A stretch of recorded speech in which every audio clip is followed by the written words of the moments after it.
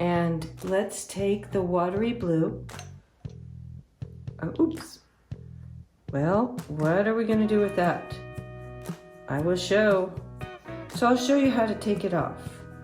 You might be tempted to rub with the rag, but instead, I want you to do something strange. I want you to take a little bit of clean blue water and put it on the spot. And then you can take a rag and blot it up like this. Or you can do what I call the wipe and swipe method, which would be one wipe and one swipe on the rag. Wipe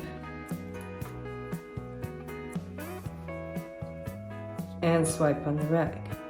Now why I put water down is so that you can lift it off a little better.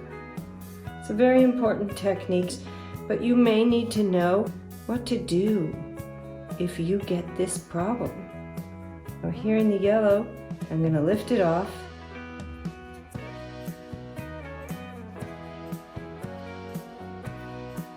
And then I'm going to replace it with some clean yellow.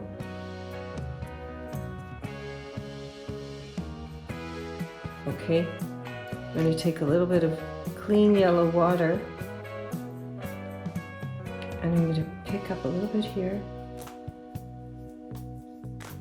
And voila! Magic! It's gone away.